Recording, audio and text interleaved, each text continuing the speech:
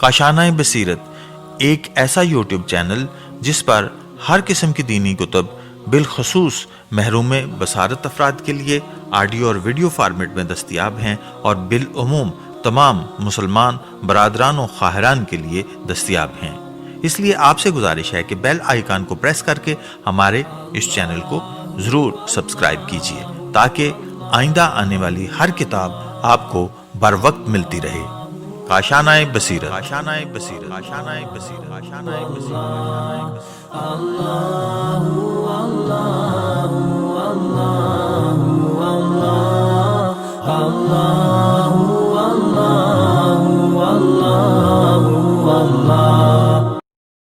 बिस्मिल्लाहिर्रहमानिर्रहीम। अस्सलामु अलैकुम। ये काशानाए बसीरत का ऑडियो बुक चैनल है और आप जो किताब समाअत फरमा रहे हैं इसका नाम है औरत पर्दे की आगोश में। इसके मौलिफ़ हैं उस्ताद शहीद मुर्तज़ा मुताहरी और इसका तर्जुमा किया है सैयद मोहम्मद मूसा रिजवी ने। आइए सुनते हैं इसका पार्ट नंबर 10 सफ़ा नंबर 152। चादर पोशी का दूसरा तरीका इसके बरक्स है। औरत चादर को अपने इर्द गिर्द इस तरह ओढ़ लेती है कि देखने वालों को अंदाज़ा हो जाता है कि एक बासमत खातून जा रही है।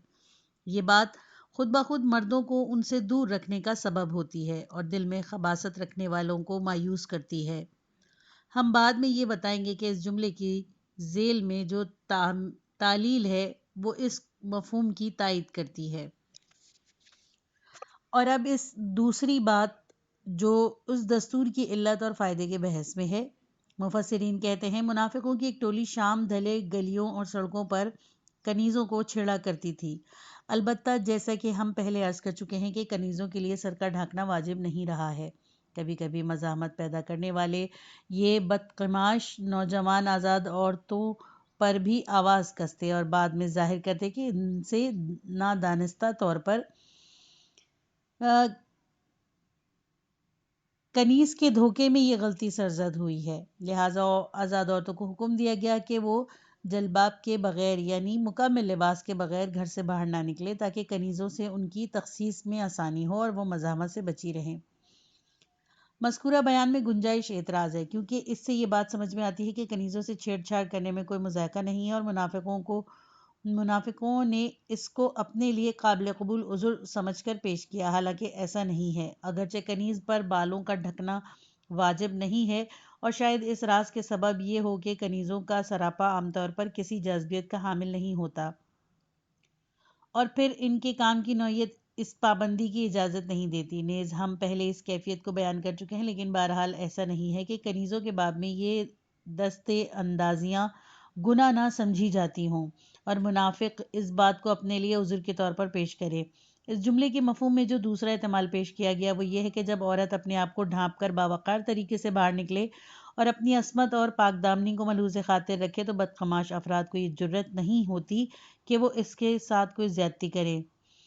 पहले एहतमाल की बिना पर ज़ालिका अदना अन युफ़िरना फ़ला युज़ीना का मफ़हूम ये है कि इस तरह इनकी पहचान हो जाएगी कि वो आज़ाद औरतें हैं, कनीज़ें नहीं, और यूं उन्हें नौजवानों की छेड़छाड़ से छुटकारा मिलेगा। लेकिन दूसरे एहतमाल की बिना पर इस जुमले का मफ़हूम ये होगा कि इस तरह वो पहचानी जाएंगी कि उनका शुमार बाअस्मत औरतों में है और बदकिरदार अफराद उन पर हवस की निगाह नहीं डालेंगे।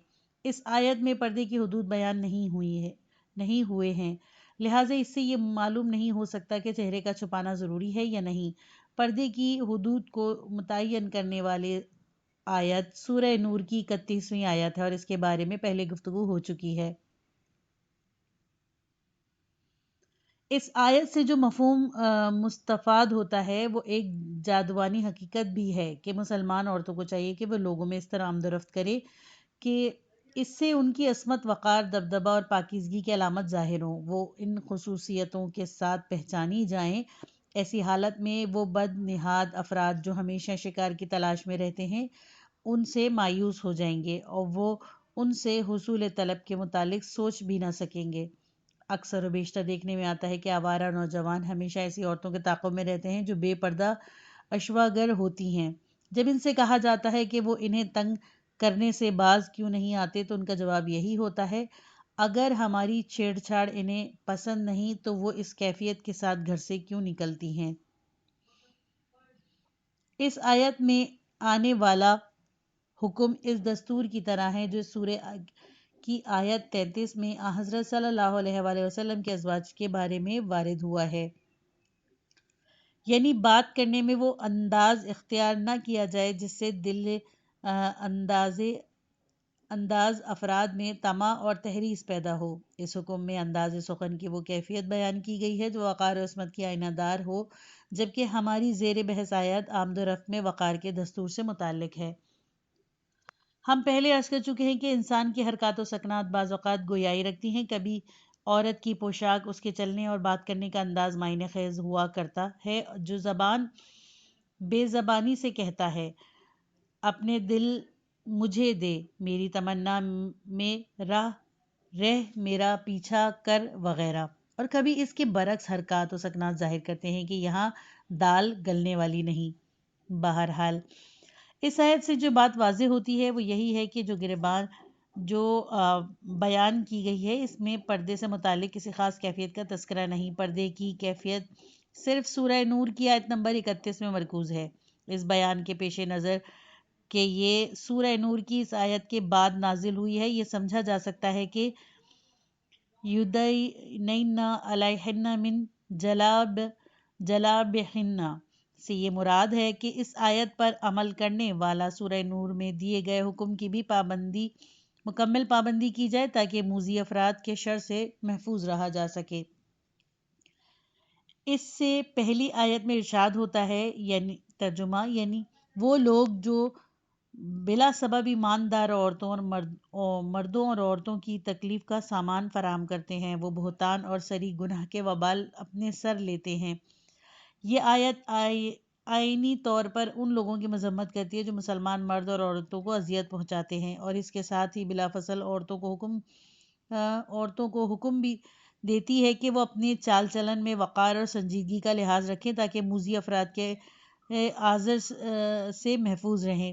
اس آیت پر توجہ دینے سے زیر بحث آیت کو سمجھنے میں مدد ملتی ہے۔ اکثر مفسرین نے یُدْنِینَ عَلَیہنَّ مِن جَلَابِیبِہنَّ کے جملے سے چہرے کا چھپانا مراد لیا ہے، یعنی اس جملے کو چہرے کو چھپانے کے لیے ایک کنایہ سمجھا ہے۔ مفسرین کو یہ بات تسلیم ہے کہ یدنین کا اصلی مفہوم چھپاتا نہیں ہے، لیکن چونکہ ان کے فہم میں یہ بات ہے کہ یہ حکم کنیزوں کے مقابل آزاد عورتوں کی پہچان سے متعلق ہے، اسی لیے انہوں نے اس کی یوں تعبیر کی ہے۔ لیکن ہم پہلے کہہ چکے ہیں کہ یہ تفسیر درست نہیں ہے، اور کس طرح یہ نہیں کہا جا سکتا کہ قرآن کریم نے فقط آزاد عورتوں کو مورد عنایت قرار دیا ہے اور کنیزوں کے آزار سے چشم پوشی کی ہے۔ جو بات زیادہ تعجب خیز دکھائی دیتی ہے وہ یہ ہے کہ جن مفسروں نے یہاں اس طرح گفتگو کی ہے غالباً انہوں نے ہی سورہ نور کی تفسیر میں کمال صراحت کے ساتھ یہ بات بھی کہی ہے کہ چہرے اور دونوں ہاتھوں کا چھپانا واجب نہیں ہے، اور اس میں علامہ زمخشری اور فخر الدین رازی بھی شامل ہیں۔ یہ کیسے ہوا کہ مفسرین نے اپنی گفتگو کے تناقض کی طرف توجہ نہیں کی اور سورہ نور کی مذکورہ آیت کی منسوخیت کا دعویٰ بھی نہیں کیا؟ حقیقت یہ ہے کہ ان مفسرین کے نزدیک سورہ نور اور سورہ احزاب کی آیتوں میں تناقض نہیں ہے۔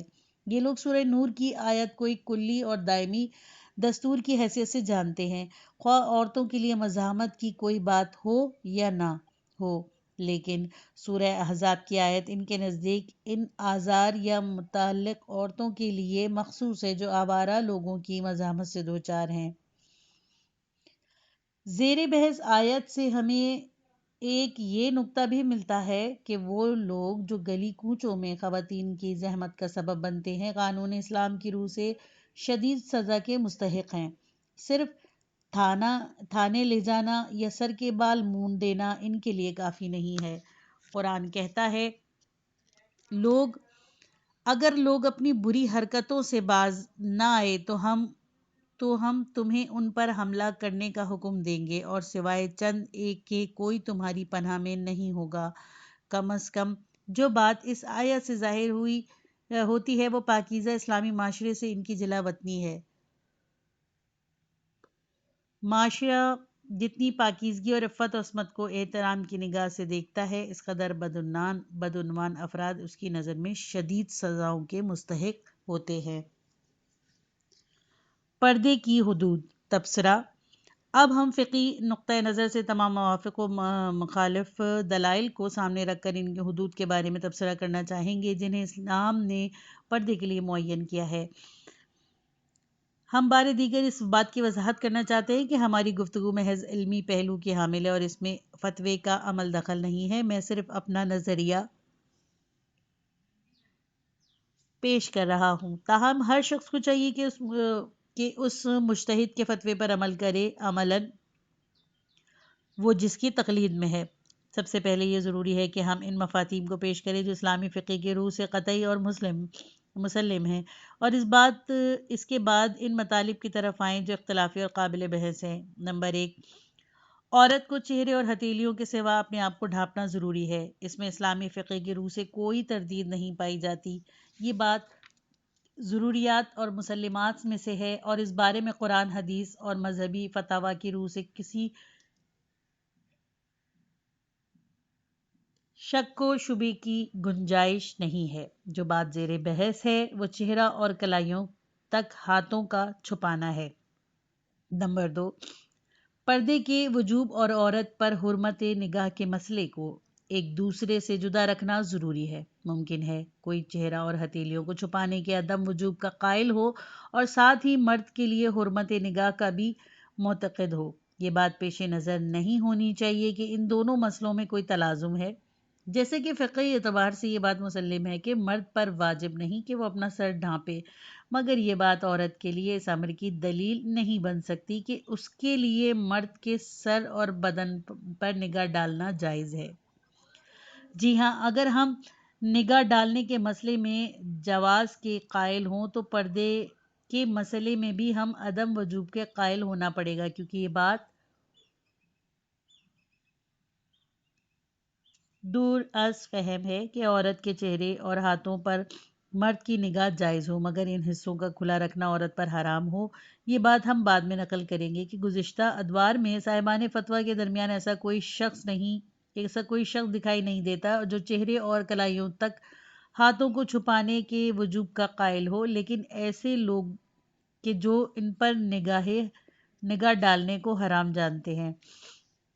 نمبر 3، جواز نگاہ کے مسئلے میں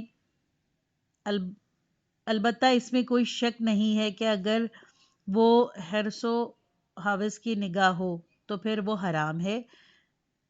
ریبہ میں مقصد نگاہ لذت اندوزی نہیں ہوتا، لیکن پھر بھی ناظر اور منظور الیہ کی کیفیت مجموعی طور پر خطرے کی حامل ہوتی ہے، اور اس میں خدشہ یہ ہے کہ کہیں ان سے لرزش رونما نہ ہو جائے۔ یہ دو طرح کی نگاہیں مطلقاً حرام ہیں، حتیٰ کہ محارم کے باب میں بھی اگر اس میں استثناء ہے تو صرف ایسی نگاہ جو رشتہ طے کرنے کے لیے ہو۔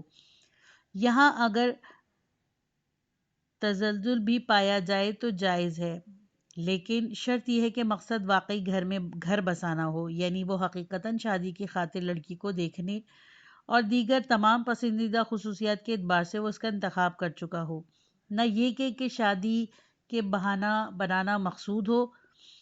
الہی قانون بشری قانون کی طرح نہیں ہے کہ ہیلہ سازی سے اپنے آپ کو مطمئن کر لیا جائے۔ یہاں انسان کا ضمیر حاکم اور خداوند عالم محاسب ہے کہ جس سے کوئی چیز پوشیدہ نہیں، لہٰذا یہ کہنا پڑے گا کہ حقیقتاً یہاں کوئی استثناء نہیں، کیونکہ جو چیز متعلقاً حرام وہ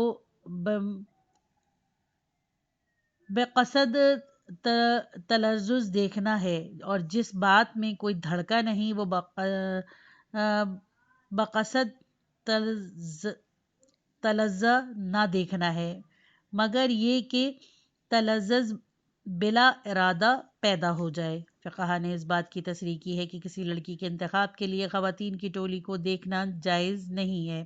جو بات جائز ہے وہ صرف مرد کا ایسی خاتون کو دیکھنا ہے جس کو اس کے لیے منتخب کیا گیا ہے اور وہ اس کے بارے میں فکر مند ہو اور اس سے اس کے چہرے اور وضع خطا کے علاوہ کسی چیز میں تردد نہ ہو، بس وہ یہ دیکھنا چاہتا ہو کہ آیا چہرے کے اعتبار سے وہ اس کی خواہش کے مطابق ہے یا نہیں۔ بعض دیگر فقہا نے اس موضوع کو بڑی احتیاط سے بیان کیا ہے۔ چہرے اور کلائیوں تک دونوں ہاتھ۔ پردے کے بارے میں ایک سیر حاصل گفتگو کے بعد اب چہرے اور کلائیوں تک ہاتھ پوشیدہ رکھنے کی بات رہ جاتی ہے۔ پردے میں چہرہ اور کلائیوں کے تک ہاتھ کو چھپانے کے مسئلے میں دو مختلف فلسفے سامنے آتے ہیں۔ اگر ہم ان کے چھپانے کو واجب سمجھے تو در حقیقت ہم اس فلسفے کے حق میں ہوں گے جس میں عورت کو گوشہ نشین بنا دیا جاتا ہے اور وہ گھریلو ماحول اور 100% عورتوں کے مخصوص حلقوں کے سوا کوئی کام نہیں کر سکتی۔ لیکن اگر ہم پورے بدن کو ڈھانپنا ضروری سمجھیں، تحریک آمیز بناؤ سگار کو حرام جانے مردوں کے لیے تیکھی اور لذت کی نگاہ کو ناجائز قرار دیں اور صرف چہرے اور کلائیوں تک دونوں ہاتھوں کو کھلا رکھنے کو واجب جانے بشرط یہ کہ غیر معمولی اور بھڑکیلا سنگار شامل نہ ہو، تو پھر مسئلے کی صورت کچھ اور ہو جاتی ہے اور ہم کسی اور فلسفے کے حامی بن جاتے ہیں۔ وہ فلسفہ یہ ہے کہ عورت کو گھر کی چار دیواری میں دھکیل دینا مناسب نہیں ہے۔ یہ بات ضروری ہے کہ ہر طرح کی جنسی لذت گھر کے اندر محدود اور باہر کی فضا کو صاف ستھرا رہنا چاہیے، یعنی کان، آنکھ اور ہاتھ سے لذت اندوزی کو اپنے شریک حیات سے مختص رہنا چاہیے۔ اس طرح عورت ہر طرح کے اجتماعی امور میں حصہ لے سکتی ہے، البتہ اس میں چند اہم نکات ہیں۔ نمبر 1، ہم فی الحال اس بحث میں نہیں پڑتے کہ آیا عورت کا اولین فرض گھر داری ہے یا نہیں۔ اس میں کوئی شک نہیں کہ ہم اس بات کے حامی ہیں کہ عورت کا اولین فرض خانہ داری اور حقوق مادری کا انجام دہی ہے۔ نمبر 2، بعض ایسے عہدے ہیں جن کے بارے میں گفتگو کی ایک جداگانہ صورت رکھتی ہے کہ کیا عورت قانون اسلام کی روح سے ان پر فائز ہو سکتی ہے یا نہیں، مثلا سیاسی اور عدالتی عہدے اور فتاوی نویسی یا مرجعیت یا تقلید۔ آگے چل کر ہم ان کے بارے میں الگ بحث کریں گے۔ نمبر 3، اجنبی مرد کے ساتھ خلوت یا تنہائی اشکال سے خالی نہیں اور شاید اکثر علماء کے نزدیک یہ عمل حرام ہو۔ فی الحال ہم اس طرح کے اجتماعی امور پر بھی گفتگو کرنا نہیں چاہتے۔ نمبر 4، اسلام کی روح سے مرد گھر کا سرپرست ہے اور عورت اس کی دائرے کا ایک حصہ ہے۔ اس بنا پر خانگی مصلحتوں کو پیش نظر رکھتے ہوئے مرد اس بات کا حق رکھتا ہے کہ وہ عورت کو کسی کام کے انجام دینے سے منع کر دے۔ ہمارے کہنے کا مطلب یہ ہے کہ اگر چہرہ اور دونوں کلائیوں تک ہاتھوں کا چھپانا واجب ہو اور خاص طور پر چہرے کا چھپانا، تو از خود عورت کی فعالیت اپنے گھر اور عورت سے متعلق خصوصی اجتماعات تک محدود ہو جائے گی۔ لیکن اگر پورے چہرے کا ڈھکنا واجب نہ ہو تو یہ محدودیت اور پابندی خود بخود لازم نہیں ہوگی۔ بہرحال پورے چہرے کو نہ چھپانے کی چھوٹ حرمت یا جواز کے اعتبار سے بعض امور کے شرعی حکم کو واضح کرتی ہے۔ بہت سے ایسے امور ہیں جو فقہی اور شرعی نقطۂ نظر سے اور بلذت عورت پر حرام نہیں، لیکن اگر چہرے اور کلائیوں تک ہاتھوں کو چھپائے رکھنے کو ضروری سمجھا جائے تو وہ عورت پر حرام ہو جائیں گے، اس لیے کہ ان کے انجام دہی میں ان کے چھپائے جانے کی رعایت برقرار نہیں رہے گی۔ لہٰذا عورت کے لیے ان امور کا جواز اور عدم جواز عورت کے چہرے اور کلائیوں تک دونوں ہاتھوں کو چھپائے جانے یا نہ چھپائے جانے پر منحصر ہوگا۔ ہم ذیل میں ان امور سے متعلق بعض نمونے پیش کرتے ہیں۔ نمبر 1، کیا عورت کے لیے کار چلانا جائز ہے؟ ہم جانتے ہیں کہ اس امر میں کوئی ممانعت نہیں ہے۔ دیکھنا یہ ہے کہ عورت اپنے اوپر حجاب واجب احکام کی پابندی کرتی ہے یا نہیں۔ اگر چہرے اور کلائیوں تک دونوں ہاتھوں کا چھپانا واجب ہو تو یہ کہنا پڑے گا کہ عورت کے لیے کار چلانا جائز نہیں۔ نمبر 2، کیا گھر سے باہر اشیاء صرف کی فروخت کے لیے عورت کے لیے جائز ہے؟ البتہ یہاں اس فروخت کی گفتگو نہیں ہے جو فی زمانہ رائج ہے اور جو سراسر دھوکہ اور فریب ہے۔ نمبر 3، کیا عورت کے لیے دفتری امور جائز ہیں یا نہیں؟ کیا عورت کو تدریس کا حق حاصل ہے، خواہ اس کے محضر درس میں مرد بھی شامل ہوں یا پھر اس سے مرد اساتذہ کی جماعتوں میں تعلیم حاصل کرنے کا حق حاصل ہے یا نہیں؟ اگر ہم یہ کہیں کہ چہرے اور کلائیوں تک دونوں ہاتھوں کو چھپانا ضروری نہیں اور مرد بھی حرص اور لذت سے عاری نگاہوں سے عورت کے چہرے اور ہاتھوں کو دیکھ سکتے ہیں، تو اس صورت میں مذکورہ امور کے بارے میں ہمارا جواب مثبت ہوگا، وگرنہ منفی۔ مختصر یہ کہ چہرہ اور دونوں ہاتھ عورت کی پابندی اور آزادی کی سرحد ہے۔ پردے کے بارے میں مخالفین کے اعتراضات بھی اسی کیفیت سے وابستہ ہیں۔ جبکہ ہم چہرے اور کلائیوں تک ہاتھوں کا پردہ ضروری جانیں، لیکن اگر ہم چہرے اور کلائیوں تک ہاتھوں کو چھپانے کو واجب نہ جانیں تو پھر باقی بدن کو چھپانے کو واجب نہ جانیں تو پھر باقی بدن کے چھپانے پر کوئی اعتراض عائد نہیں ہوگا، بلکہ اس کے برعکس مخالف سمت پر اعتراض وارد ہوگا۔ اگر عورت کو بیماری لاحق نہ ہو اور وہ عریاں حالت میں باہر نہ آنا چاہے تو ایک ایسا سادہ لباس جو اس کے چہرے اور کلائیوں تک دونوں ہاتھوں کے سوا تمام سر، گردن اور بدن کو ڈھک لے، اسے کسی بیرونی کام کی انجام دہی سے نہیں روکتا۔ البتہ اس کے برعکس تصنع، بناوٹ، خودنمائی، تنگ و چست اور رنگ برنگے نئے فیشن کے لباس عورت کو ایک فضول اور غیر فعال جسم میں تبدیل کر دیتے ہیں اور اس کا تمام وقت اپنی آرائش کے تحفظ میں گزر جاتا ہے۔ جیسا کہ گزشتہ اوراق میں ہم نے قدیم مفسرین کی آراء بیان کی ہیں، اس طرح ہم اس بات کی بھی وضاحت کریں گے کہ پردے میں چہرے اور کلائیوں تک دونوں ہاتھوں کے استثناء اس لیے ہے کہ عورت معاشرے میں انسانی حیثیت سے سرگرم عمل رہے اور اس بنیاد پر اسلام نے ان کا چھپانا واجب قرار نہیں دیا۔ اب ہم اس مسئلے میں موافق اور مخالف دلائل کو تحقیق کی منزل پر لاتے ہیں۔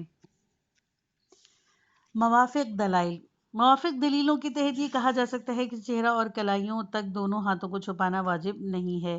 نمبر 1، پردے سے متعلق سورہ نور کی آیت 31 میں اس کے حدود بتائے گئے ہیں۔ یہ آیت چہرے اور کلائیوں تک دونوں ہاتھوں کو چھپانے کو ضروری نہیں جانتے۔ اس آیت کے 2 جملوں کو بطور سند پیش کیا جا سکتا ہے۔ ایک، وَلَا يُبَدِّينُ زِينَتَهُنَّ إِلَّا مَا ظَهَرَ مِنْهَا، اور دوسرے، وَلْيَضْرِبْنَ بِخُمُورِهِنَّ عَلَى جِيوبِهِنَّ کا جملہ۔ پہلے جملے کے بارے میں ہم دیکھ چکے ہیں کہ اکثر مفسرین اور بالعموم روایت نے مہندی، سرما، انگوٹھی اور کڑے وغیرہ کو إِلَّا مَا ظَهَرَ میں مستثنیٰ جانا ہے۔ یہ وہ سنگھار ہیں جو چہرے اور کلائیوں تک ہاتھوں سے متعلق ہیں۔ مہندی، انگوٹھی اور کڑے ہاتھوں کی زینت ہیں، جبکہ سرما کا تعلق آنکھوں اور چہروں سے ہے۔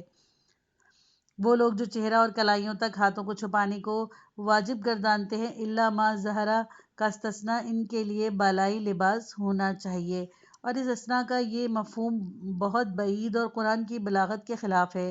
بالائی یا اوپری لباس کو چھپانا غیر ممکن ہونے کے سبب استثناء اس پر صادق نہیں آتا۔ اس کے علاوہ لباس کو اس وقت زینت میں شمار کیا جا سکتا ہے جب بدن کا کوئی حصہ نمایاں ہو۔ مثلاً پردے سے بے نیاز عورتوں کے لیے کہا جا سکتا ہے کہ ان کا لباس ان کی زینتوں میں سے ایک زینت ہے، لیکن اگر عورت تمام بدن کو اوپر سے نیچے تک ایک ہی لباس سے ڈھانکے ہوئے ہے تو ہم اسے زینت نہیں کہہ سکتے۔ مختصر یہ کہ اس سے کوئی انکار نہیں ہو سکتا کہ یہ آیت بدن کی زینت کے ایک حصے کو مستثنیٰ قرار دیتی ہے اور روایت کی صراحت بھی ہرگز قابل تردید نہیں ہے۔ دوسرے جملے کے بارے میں کہنا پڑے گا کہ آیت سینے کو چھپانے کے وجوب پر دلالت کرتی ہے، اور چونکہ اس مقام پر حدود کی تعین کی گفتگو ہے، لہٰذا اگر چہرے کو چھپانا ضروری ہوتا تو اس منزل پر اس کا تذکرہ بھی ضرور آتا۔ غور فرمائیں، لفظ خمار یعنی اوڑھنی بنیادی طور پر سر کو ڈھانکنے کے لیے واضح ہوا ہے۔ آیت میں اس لفظ کا استعمال یہ بتاتا ہے کہ عورت کے لیے اوڑھنی ضروری ہے، اور ظاہر ہے اوڑھنی سر کے لیے ہوا کرتی ہے۔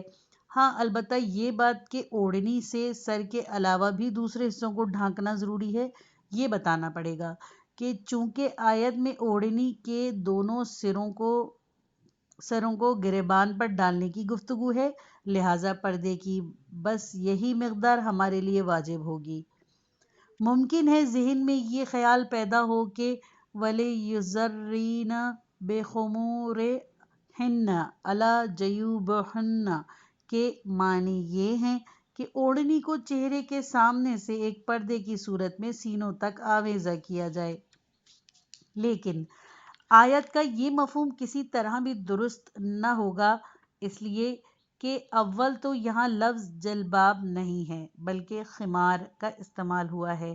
خمار چھوٹی چادر یا دوپٹے کو کہا جاتا ہے، جبکہ جلباب بڑی چادر سے عبارت ہے۔ چھوٹی اوڑھنی کو اس طرح استعمال نہیں کیا جا سکتا کہ اس سے تمام بال جو اس زمانے میں یقیناً بڑے ہوا کرتے تھے اور پوری طرح چھپ جائیں، اور باقی حصہ اس طرح آویزہ ہو کہ اس سے گریبان اور سینہ چھپا رہے۔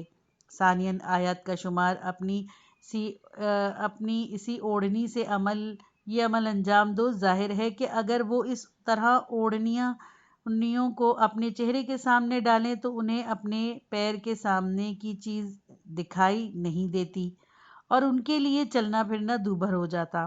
ان دنوں جالی دار دوپٹے کا وجود نہیں تھا جو اس کام کے لیے مفید ہوتا۔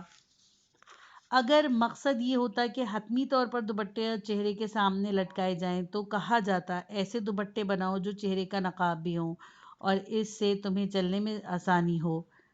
ثالثاً الا کے ساتھ ضرب کی ترکیب لٹکانے کے مفہوم کو ظاہر نہیں کرتی، جیسا کہ ہم پہلے بھی اسے عرب ماہرین کی لغت و ادب کی زبان نقل کر چکے ہیں۔ یہ ترکیب فقط اس مفہوم میں درست ہے جب کسی شے کو بطور حائل کسی شے پر قرار دیا جائے، مثلاً فَضَرَبْنَا عَلَىٰ آذَانِهِمْ کے جملے کا مفہوم یہ ہے کہ ہم نے ان کے کانوں پر ایک حائل یا حجاب کو قرار دیا ہے۔ اسی طرح وَلِيَضْرِبْنَ بِخُمُورِهِنَّ عَلَىٰ جُيُوبِهِنَّ کا مفہوم یہ ہے کہ اپنے دوپٹوں کو اپنے سینوں اور اپنے گریبانوں پر ایک حائل یا حجاب قرار دو۔ پس جہاں پردے کے حدود کی گفتگو آتی ہے وہاں ارشاد ہوتا ہے اپنے دوپٹے یا اوڑھنیوں کے ساتھ اپنے سینوں اور گریبانوں پر ایک حجاب قائم کرو۔ پس معلوم ہوتا ہے کہ چہرے پر حجاب ڈالنا واجب اور ضروری نہیں ہے۔ یہاں ایک اور نکتے کا اضافہ ضروری ہے اور وہ یہ کہ ہمیں یہ دیکھنا ہوگا کہ اس آیت کے نزول میں سے پہلے مسلمان عورتیں کس کیفیت کے ساتھ اپنے دوپٹوں کو استعمال میں لاتی تھیں۔ تاریخی اعتبار سے یہ بات مسلم ہے کہ پردے کی آیت کے نزول سے پہلے مسلمان عورتیں عرب کے قدیم رواج کے مطابق اپنا چہرہ کھلا رکھتی تھیں، اور جیسا کہ ہم پہلے عرض کر چکے ہیں کہ وہ دوپٹے کو سر پر ڈال کر اس کے دونوں کنارے کانوں کے عقب سے اپنی پشت کی طرف ڈالا کرتی تھیں، جس کے نتیجے میں ان کے کان، گوشوارے، چہرہ، گردن اور گریبان سب پیش نظر رہتے تھے۔